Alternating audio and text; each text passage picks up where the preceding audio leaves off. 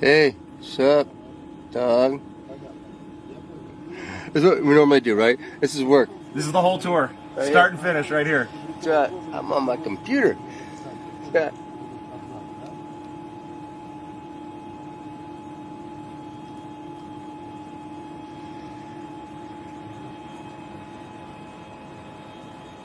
Look, Mom, no hands. You have hands. Хорошо. Так, No feet. этим кастомайцем это только по телефону, да? Вот это примерно. It's roomy.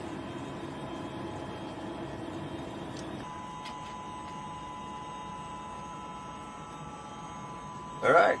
Welcome to the International Space Station. Here's a tour. We're starting right now in Columbus, and if you look on this little iPad right here, there's a picture of station, and right here, that's Columbus. So we're on the starboard side, kind of front area, and that module right there, that's what we're in right now. As you can see, it's of course the European laboratory, but it's not just European. We also have NASA racks in here, NASA payloads in here too at the same time. So it's actually quite a new stuff over here. This is the EML, and Alex will have to tell you all about that because that's his little bailiwick.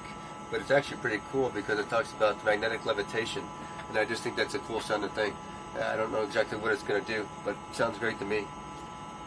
And over here you can't, it's hard to see again everything, but we were growing the, in here we were growing, that's where we grew the lettuce, is right in there. That's it.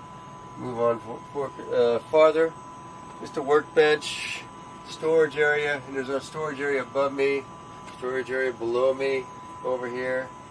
We come over here, this is where we take our blood. We got it all set up for doing that. All the stuff you really need for that, all around here. That's a pretty easy task. We do that, and then we have a centrifuge that we put the blood into to help process it. And then after we do that for 30 minutes, we freeze it, get it all cold, and then we ship it to ground. And hopefully they can tell us something about it from when we get there. Again, more storage over here, and also the ultrasound we hook up right here. We do ultrasounds of all sorts of parts of our body. Make sure we're still doing okay. And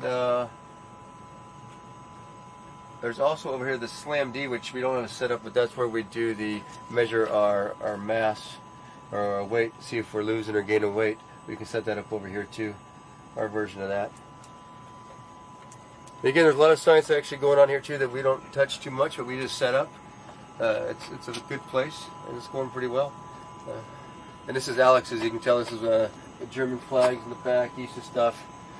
It's a good place for Alex. So let's move on to Node 2. Vacuum cleaner. Yes, that's a good point. We do have one of the most important pieces of equipment on the International Space Station, hidden up here. This is the vacuum cleaner, and it's the AC version. And we say, NASA's talk, that this is the only piece of equipment that doesn't suck on the International Space Station. But actually, this is actually much better than the old one, so we actually like it. And it's nothing too fancy, just a vacuum cleaner. But we have to use it every week, keep ourselves clean. Come into Node 2. If you look on the picture here,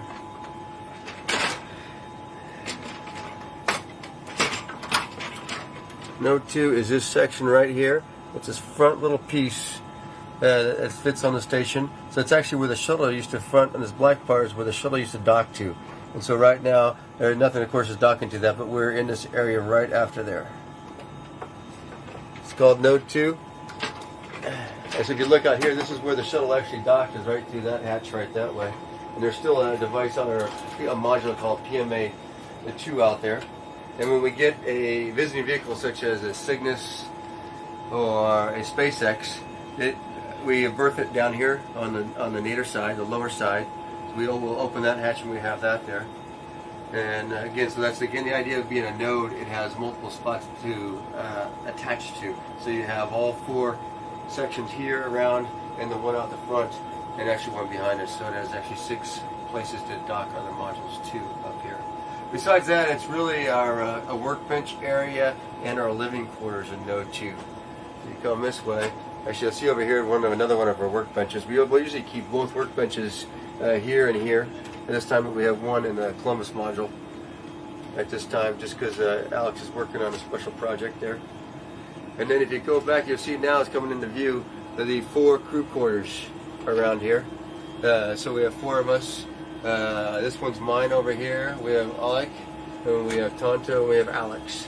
And it's kind of interesting because once you get into one, you really can't tell which one's which orientation you are. So if I happen to go into Tonto's to look at a picture or something he's got on his screen, I'll come out and I'll be kind of confused because I don't know which way I'm going. And especially if you go into Alex's or Alex to do that, you come out and you're really confused because it feels like you're in your own, but when you come out, it's a totally different orientation. But if you're looking here, these aren't too big at all. You can take a quick look in here. I'll jump in here real quick.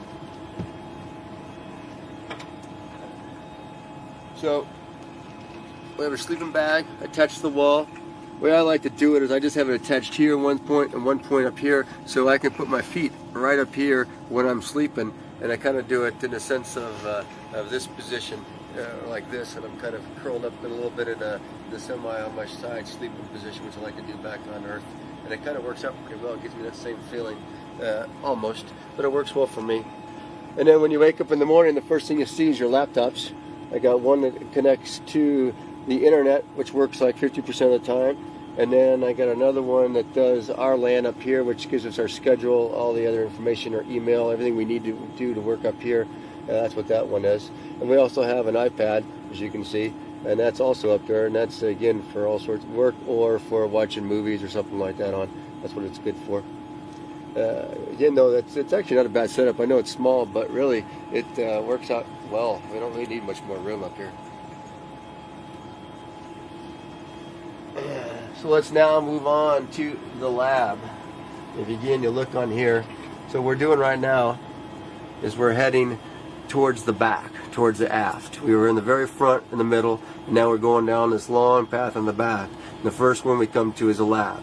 And you see on the back, on top of the lab, I should say, at the very aft part, is this big structure over here. It's called this truss. Sorry. And on the truss, we have the solar arrays.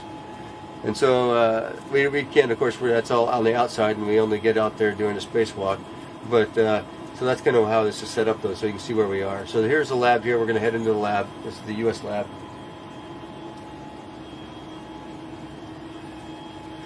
And again, this is pretty much just science racks and storage is what we have. And of course, in avionics. So we have a lot of the computers that run the system, or run the lab, or sorry, run the station, are in here.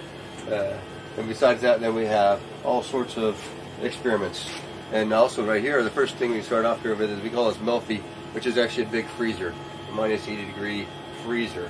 And there's 4 different sections of it, and they can control each different section here with a different temperature if they want to. And that's where we put, when we say with blood and stuff like that, we're going to put it in there to store it until it goes home. So that's how all the science is stored once we do it. Here's a glove box, so we can use to do experiments on here if we need to use a glove box. So people on this increment have been doing bass, which was I think kind of interesting. We all liked it as males because it was burning stuff, and you could burn things in here in the glove box, and that also was actually kind of nice. And right, and then later on, after the next SpaceX gets here, they're actually going to do all the work on the mice in that area, which is I think going to be very interesting, difficult but interesting at the same time. You go to the other side over here, in this little hidden area, is what I've been working on lately. That's a Robonaut. You can probably see him in here. So he's been my latest project. We've been upgrading the all the electronics in there, the computers, etc. And then next week I actually get to put legs on him. I think he's going to be actually kind of creepy looking when he gets legs. But hopefully it'll help him walk around the station, move around the station. And as you look around the other spots, then we have on the top, we call them express racks. And express racks just means really it has power and data for any kind of experiments that want to go up there.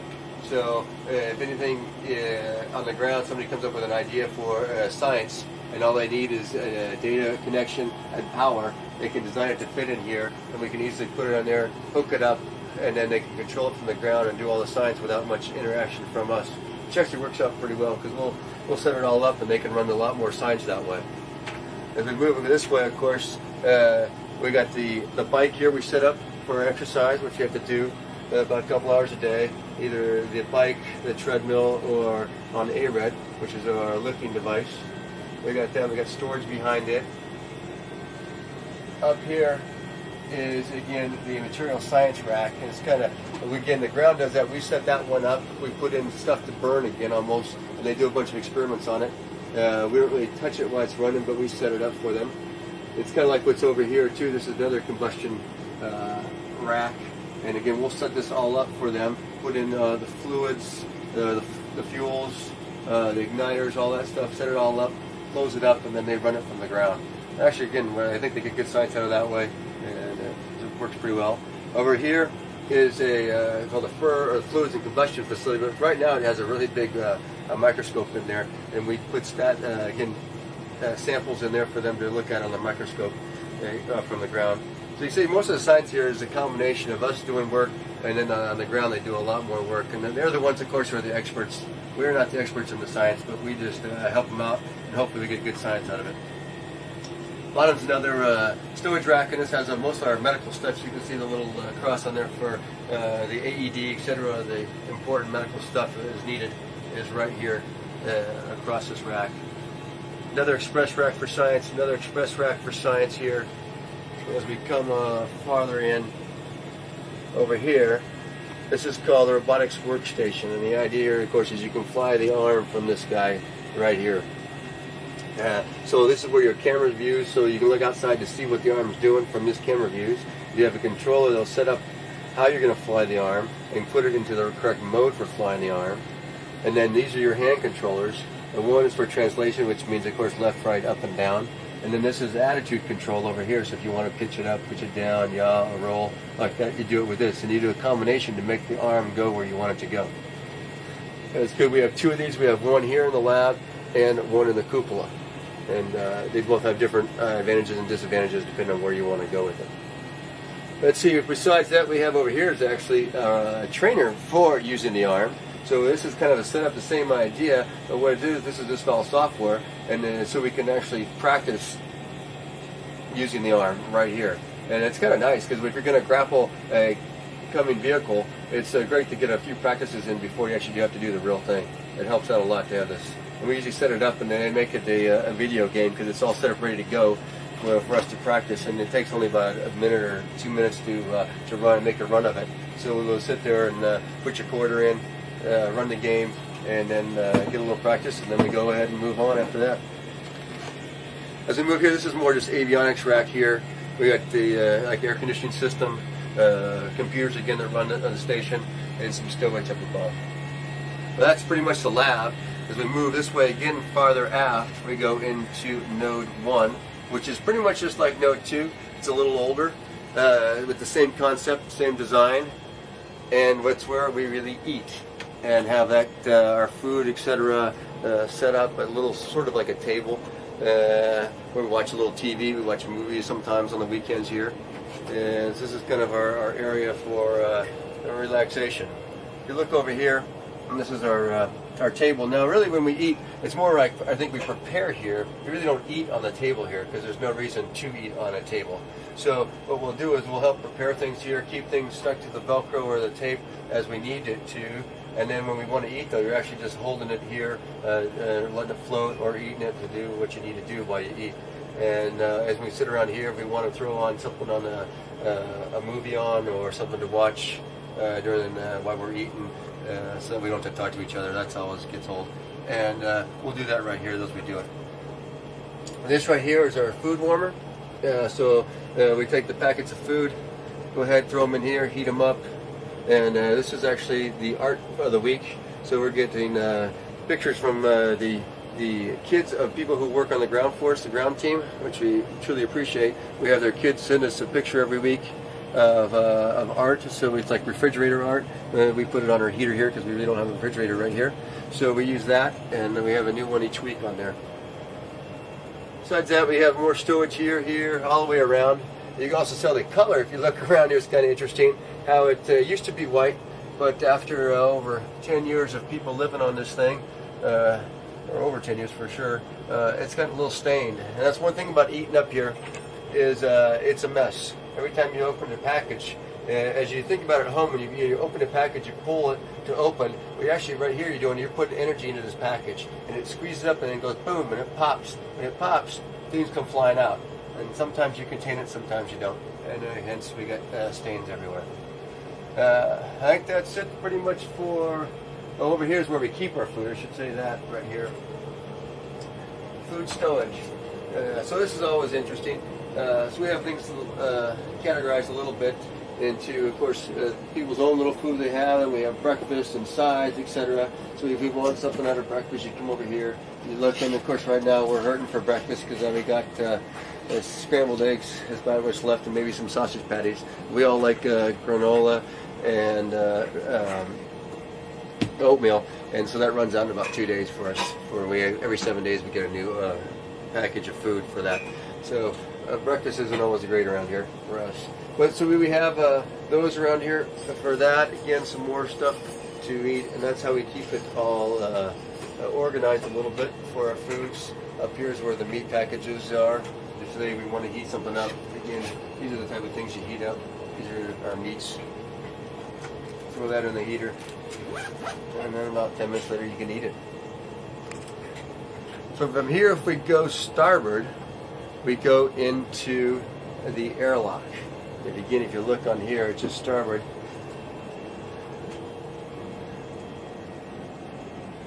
That right there is the airlock, and there's two parts to the airlock. The closest part to us, which would be this part right here, is called the equipment lock, and the most starboard part is called the crew lock. And the crew lock is where you actually go out of when you do a spacewalk. It's what actually depresses down to vacuum, and that's where you open the hatch. So we come in here. This is now into the equipment lock right here. And the idea of the equipment lock, of course, is where the equipment is. And then it's also where the suits are, and this is where we actually suit up. And we have these little structures right here that the suits are on.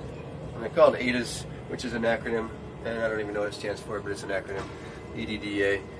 But that's where the suits are on, and we actually have them on here when we get in. We can pop off basically the pants, put the pants on, and we climb up in here with the helmet off, and we get on in the suit, and we're all ready to go. The person who's helping us get the suit up will take us off and stick us in to the crew lock over here, which again right now it was full of a bunch of stuff. And then but that would be empty, of course, for an actual spacewalk. We close this hatch right here and depress this part out to vacuum, and open the hatch down that way is where the hatch is where you open.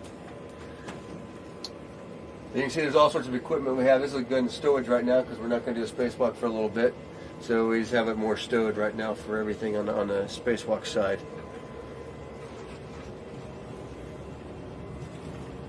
And that is unfortunate. Are you sure? If you go down from here, which would be nadir in our speak, it's hard to show on this guy because you really can't see it. So basically we're at the lab, and then we're going down towards Earth. If you look at it that way. So it doesn't really show it on here because it's blocked by the Node 2. But if you go down right here, so we would be going from Node 1 down nadir. This is actually called the PMM. And that's really us too, is a big stowage area. What we have down here is just pure stowage. That's what it's for. And we have all our supplies, food, extra equipment, other stuff like that that we need to have for months on board in case another vehicle doesn't come to resupply us.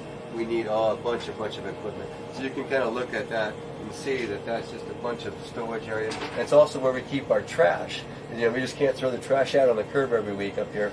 So we have to keep it. And last time when Cygnus left, it had we had about 25 bags worth of trash that we threw out. And the bags are pretty good sized bags. They're like big, think of big hefty bags of trash that we threw out on Cygnus. So that's where we have to keep that. Besides our new stuff, we have to also keep trash down there too.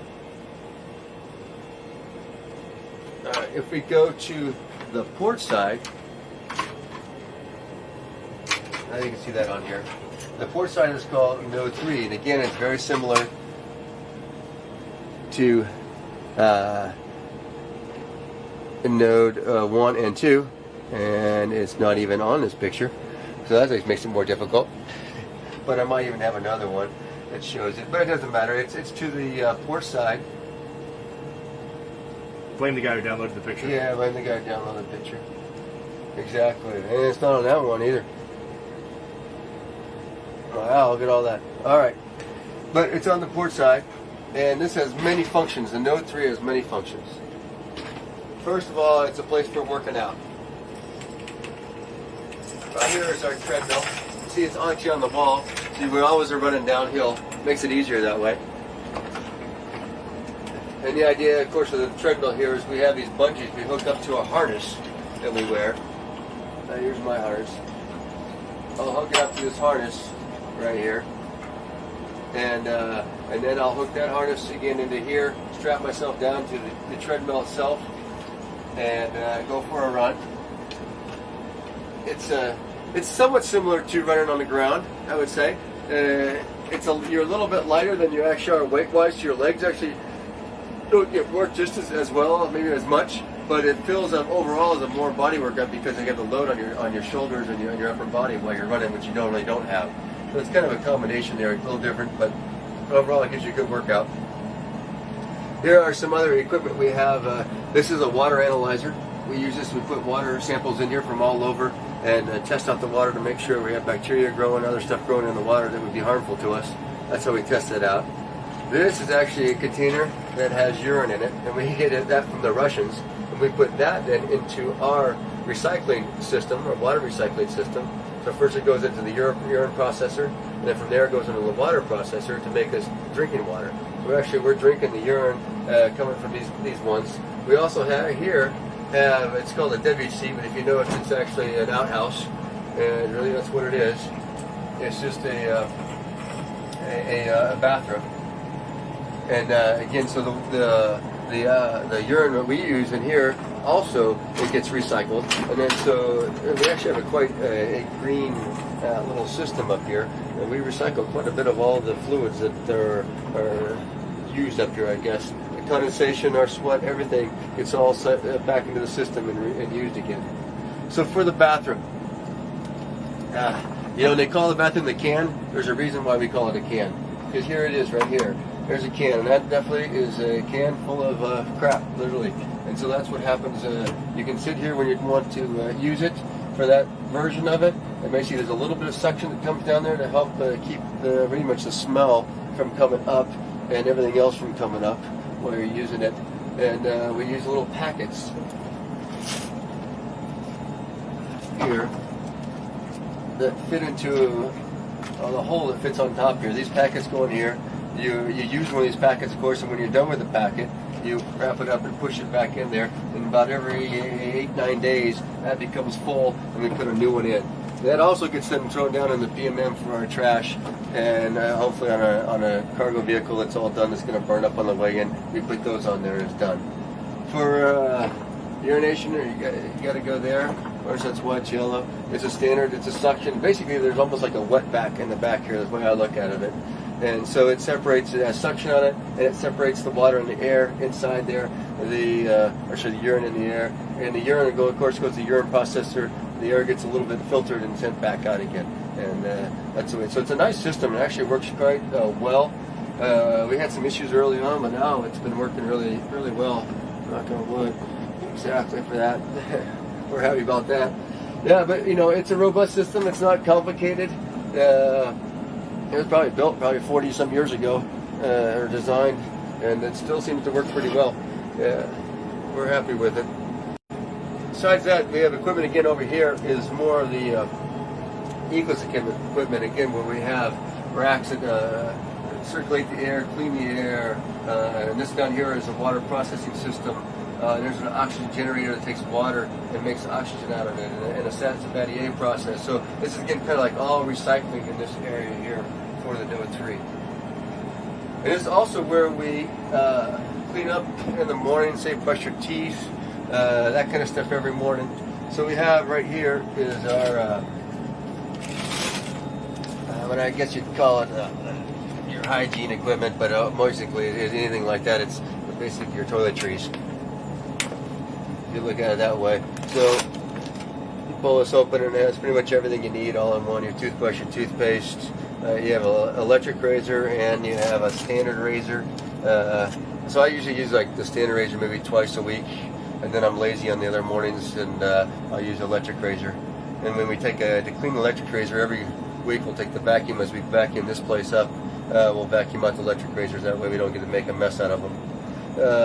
Got a little no rinse shampoo. This is the shaving cream. It needs a little water to go with it. Overall though, you have everything you need, and it actually works out pretty well. It's really not, it's camping. If you're okay with camping, then it's not a big deal up here. It's pretty good. If you come over this way, you can see this is where we do our lifting right here, and it's upside down, so if I want to lift, I'm actually working on it this way. So this is so basically this is the bar we have right here. We can set the weights by moving this, and all this really is two cylinders that are at vacuum up here. We sucked all the air out of them. So as you pull these cylinders out, it pulls against the vacuum, causing resistance. And when you change the weight, you're really just changing the mechanical arm on these cylinders to make it either make the pull harder or more easier, depending on what you want to do with it. And that can change the weight you're actually lifting. And so, and it's a good system. It gives you a good lift. We can do, squats, deadlifts, hill raises and bench, shoulder press, all sorts of things on this. And I feel it's actually quite good. It's much better than I expected, honestly. It's a good workout, and I'm glad we have it. So it's one of my things I like to do up here. Back on this side again. So on node 3, we again have the hatches all the way around. You can use. I'll go back the right way now. So again, the only place we have anything though right now is Nadir, and Nadir down here we have is a cupola. And right now, unfortunately, it's dark out, so maybe we'll take a look at that a little bit later. But that is our window on the world, the Glass Bottom Boat. It's a beautiful place. That's where we like to stay and hang out and watch Earth. There's also another robotics workstation down there. I'll show you in a minute. But on the sides, again, it's just hatches. But right now, we don't have anything on them. One day, I believe they're going to plan on moving PMM over and also putting maybe another Bigelow module out here. It would be very interesting to see. But for right now, this is all we have. And on this side, again, is stowage. Again, we have all sorts of things here for stowage. Mostly water that we stow over here.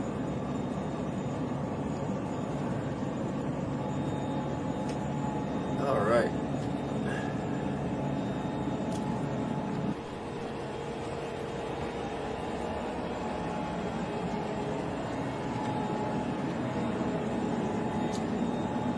Alright, we're back in node 3. We're going to head Nadir into the cupola. Got some sunlight now.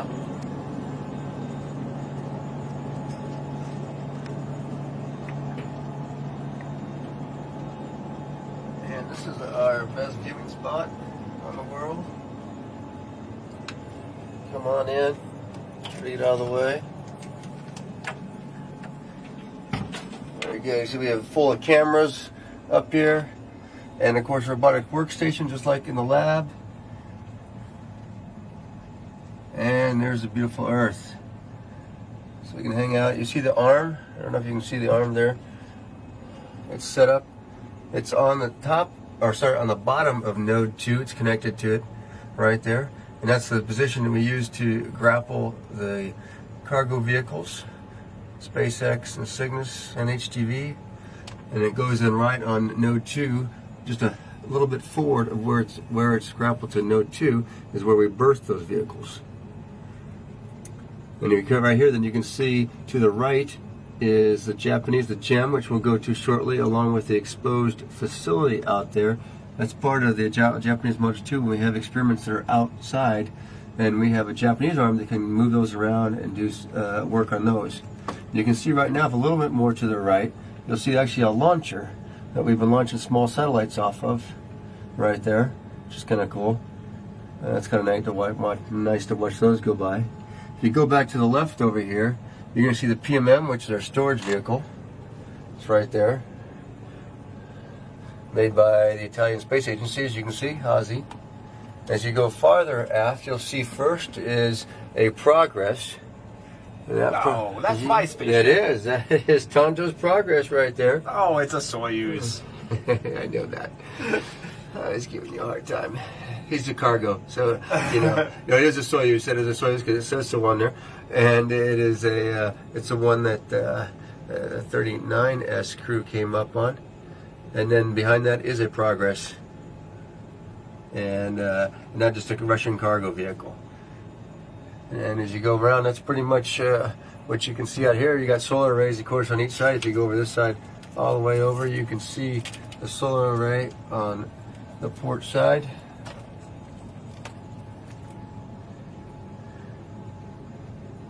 You kind of view what it is like from outside out here on the station.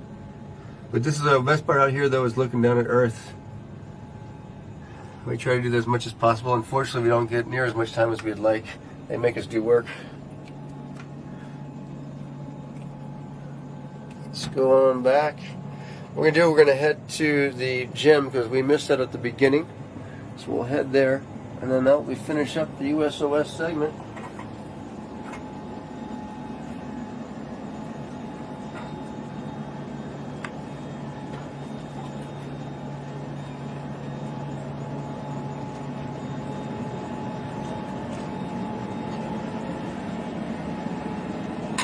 And on the way, I'm going to get some water because I realize I'm thirsty. And I'll show you how we put water either for our drink bags or for if you need to rehydrate some food. We have a place we get water. It's either just kind of room temperature water or it's hot water.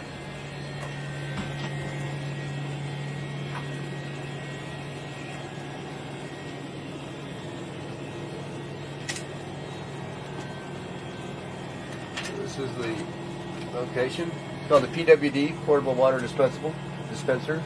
Potable water dispenser. I knew that. And it probably is portable too, but not that good. So you just put whatever it is into the adapter, tell it how much water you want, and hit the button. It's pretty easy. Even I can do it. Now if you do want some cool stuff, we have these, it's called Merlins, but they're kind of set for refrigerators. But we look at them. And we have stuff in there. Our main sauce right there is sriracha.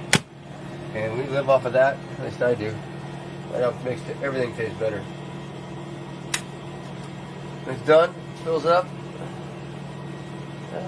And the nice thing about these things, these straws, of course, it's got a little clamp on there. So if I didn't have that on there, I'll show you real quickly. If that's just off on there, the water pressure, it just starts coming on out. There we go. Let's go into the gym.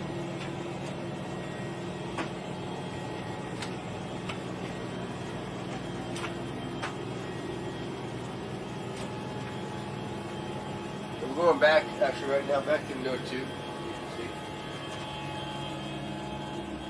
We'll head starboard. Alex.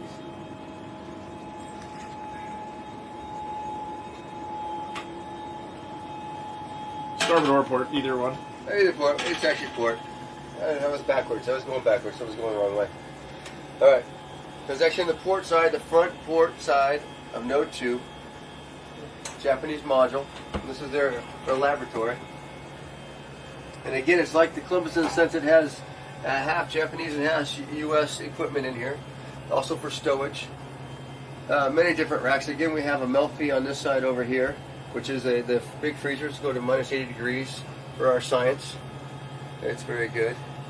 Over here is a glove box with a microscope in his side over here, and over here it has a place basically to incubate things. We have one, you can do it as in, so it free floats in the microgravity, another one that they compare it to, which has a centrifuge, and they make it a 1G or a partial G, however they want to do the science. And so it has a spinner in here, and that way they compare the two here. They put two samples of the same, start them up, and then we put them over into the microscope, and they can compare them right there. Been working on those this last few months too, on a couple of different experiments on that. It's kind of nice. Another express rack over here, again with different pieces of equipment in it. Again, just power native, they can do all sorts of different types of equipment. It's pretty amazing all the things they can do. We come to our stowage area, lots of stowage of course. There's avionics down there too.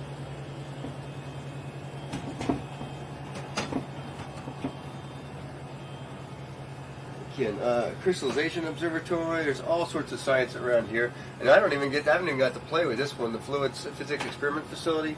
I haven't even got to play with this one yet. So there's lots of science here that I didn't get to even play with up here that's going on. Unfortunately, I won't get to, but there's so much science going on. Well, we have over 200 experiments going on up here while we're here, and it's impossible to know them all. But I hope to get to work with at least half of them. We continue on, we go for more and more. This is the area we also do spheres, which we like to do. So it's set up in this little area here. There's beacons that set up around here that the spheres, these little satellites, which I'll show you here real quickly, we can control these things through software, and they actually stay in this area and they have navigation and control with them, and they can do all sorts of different kind of science with them. Just to get you an idea what it's like in the stowage areas. So here's a sphere. It's got a little CO2 cartridge in it, so it has little jets on it, and this thing can then fly around station. We're getting it set up here to actually put basically a smartphone on it, and it's going to then use its camera and map the inside of the station, and then use that as its guidance navigation, and go ahead and fly a trajectory through station. I'm looking forward to that one too. I think that's going to be really cool science. But again, this is the main area for spheres that we use, because it has right now the beacon set up to keep the navigation system right here, and it knows where it is as long as it's flying right here. I'm looking forward to the upgrade though, where we can go anywhere with these things.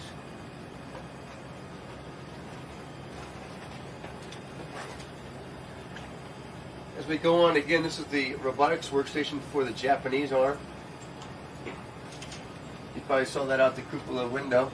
Again, it is mostly though controlled by the ground, and they do a good job. But the big thing about the Japanese arm, it can go over here to the airlock, which we put equipment on, so that launcher that was on the arm was actually inside.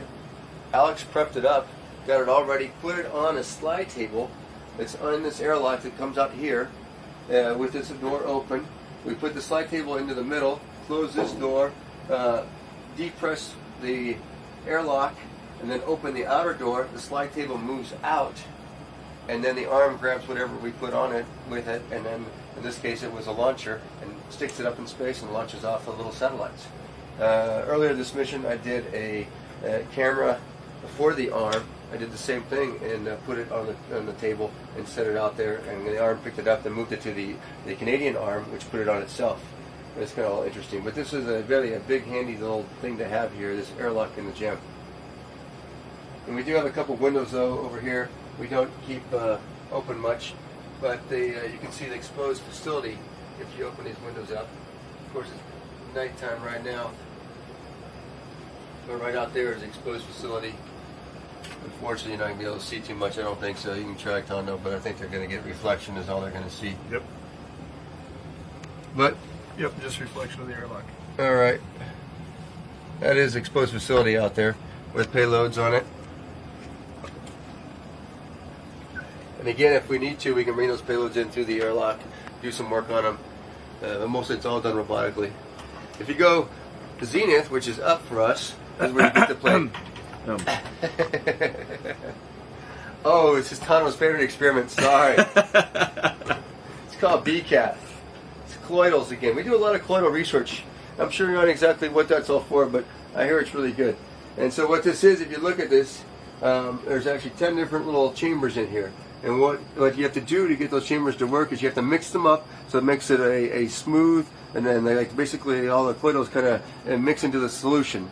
And then it sits over time, and they all form, the crystals are formed together, and they can do a lot of science about these things and how they form and why they form and all that. And at the same time, to measure that or to analyze it, this camera will take a picture of it once every 2 hours. And then, so they do it for almost 2 weeks it runs for. It's running right now. It's running right now. And that's why we have the little tape up here. It's not that this is an accident scene. It's actually, we're not supposed to get in there and touch it. All right, thanks, Wayne. Now you can continue. Now I can continue. That was BCAT. If we go up, which is a fun thing to do, this is actually called the JLP, and it is a Japanese logistics machine module, and we get this storage area for Japanese equipment and U.S. equipment too. And it's really actually quite nice. in here. It's one of the quietest places on station, but it has good storage. Nice place to be.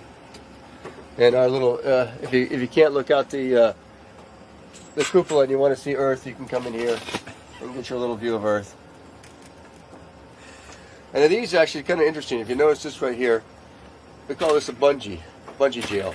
And what we do is we can put things behind these bungees and it stays up there. We don't have to really keep them contained or strapped in. They're contained in the bungee jail. We'll do that for different objects in different places. It works quite well and easy to use. Where's your bag with all the metal in it? Is that still up here? No, it's gone. Yeah, that would be a good thing to show, but we moved that thing. It has basically a bag big full of metal that makes some nice chime sounds. If we just had some wind to blow the chimes, it'd be really great. Hey, you know what? Come back up and let me go to the front of the gem, and you can do your. Oh, okay. Sounds good. We'll show you the dismount out of the JLP. JLP dismount. Yes, exactly. Just remember, you got an SSU down here. Thank you.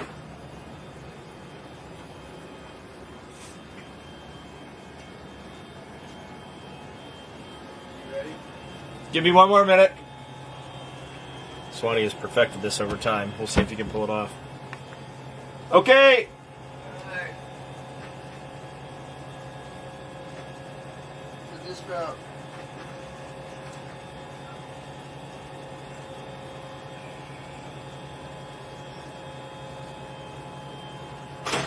Ah, he missed it. That was still pretty good. Well done, sir. Didn't stick the landing. But that's the JLP dismount we like to do when we come out of the JLP. As you notice, it's kind of fun to move around up on station. So that's the Japanese portion. Again, it's a great lab. I really like it. It's one of the cleanest places on station to work, and it's always fun to work there. Try to get there. This will get part of it. Oh, and explain what the green dots are. Okay. You on? Yeah. Okay, this is our, it's called a PCS, which is basically information on how the station systems are doing. But most important thing for us are the comm, what is available comm-wise. And this is what we have down, so when we look anywhere around this area, we can look over here and see if we have comm or not. And we have 4 different channels, Space Ground 1, 2, 3, and 4. As you can see, it's upside down, but that's just the way it happens to be here for us. But these are the prime 2 we use, and the most available. And then these are, if we have KU, we have these 2, and we can use those 2. And so it's comm's very important for us. We need to talk to the ground quite a bit. They help us out tremendously. They're the ones with all the real knowledge. Again, so we're just a glorified technician, which I'm qualified for that, just being a tech. It's good for me. But it is still fun to be up here, no doubt about it. This is the accidental trip we can do.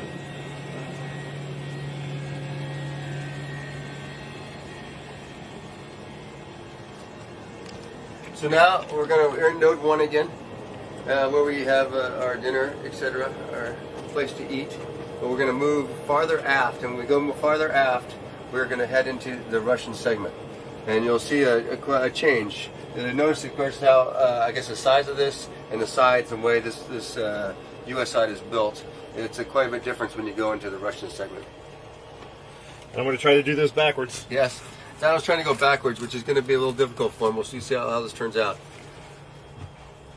First, you notice we're going through another PMA, which gets quite a bit smaller. We use this for stowage of our main items that we need on a daily basis, kind of like towels, etc., that we get.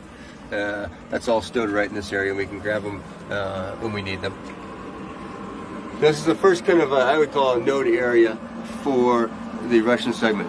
It's the FGB GAA. And so what it is, we can continue that way, which goes back into the FGB and into the service module, or we can go nadir and down into the mini research module number 1. And this is also a little interesting aspect of it. Again, it gets really narrowed down in here for a module.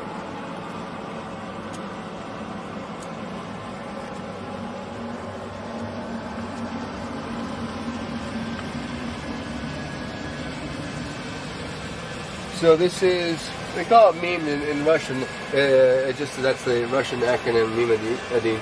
But the idea here is there has some science in there. It's more of a storage area for them. And it seems they keep a lot of their stuff here. And if we continue on, that's the Soyuz that Tano and the rest of his crew came up on. And so that's where we saw out the cupola. That's where you go to get to that one right there, to that area right there. So that's where this is docked to on the Meme 1. And so this is one of the newer modules for the Russians. It came up, I know STS-132 put this on, so it's not that old. And you can tell it's actually pretty still clean on the sides. As you look at some of the older Russian modules, you'll see that basically this is the pile Velcro right here on the sides, and it's great for sticking things to. However, though, it does get dirty and it's hard to clean, and you can probably see that later. Always advantages and disadvantages to everything.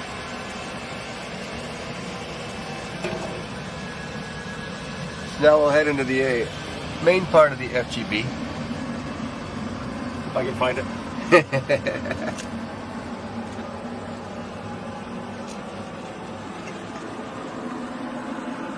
As you see, these are the hatches that they use on the Russian side.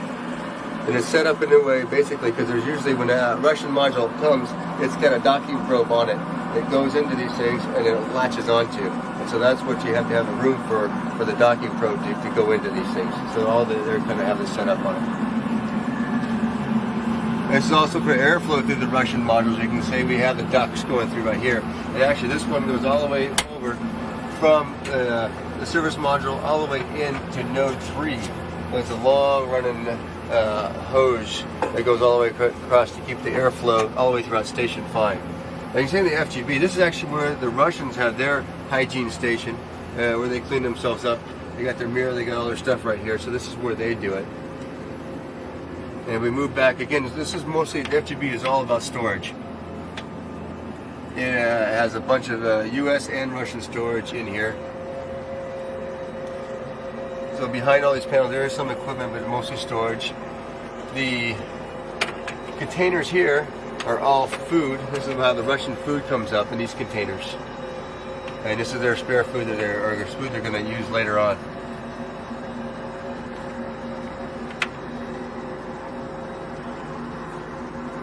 Okay, now we're going from the FGB into part of the service module, which is like the main living quarters for the Russian side. And this is their kind of, I call it, node area. Pale is the name of it in Russian. And it has two different ways to go. If you go nadir, you go into the docking compartment and into a progress down that way. And you can see their Russian spacesuits. So this is what they did to the spacesuit about a week ago. And this is what they did it out of the docking compartment. It's actually their airlock. And if you go Zenith, we go into the mini research module number 2, and that's where the progress that I came on is docked to. And this is where I have to stay when the Russians do a spacewalk, so I can't be separated from my Soyuz through closed hatches. And so to make sure they want to close that hatch, they're doing their spacewalks. So I have to be in here, so I'll always have an access to my Soyuz back this way. We go a little farther, we can at least go a little bit into the Soyuz. As you can tell, it gets narrower and narrower. The Soyuz is actually a pretty small vehicle.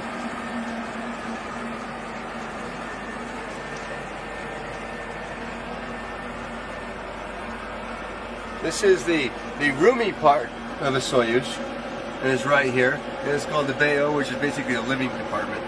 And so this is where you can actually, there's a little bathroom there, container. You have a little bit of room here, but this is our spacesuits, and this is all the room we really have for a living module. And on the way up here, we unfortunately had to do the 2-day version to get to station versus the 6-hour version. And so we stayed basically in this size, 3 of us, for 2 days. And that was a little cozy. But we made it. That's the best part. It's done. Overall, though, you can see there's not much in this area. These are our launch and entry suits that we use, are pressurized suits. And we can see real quickly. I bet you we can jump into, I can turn a light on and jump into that Soyuz real quick.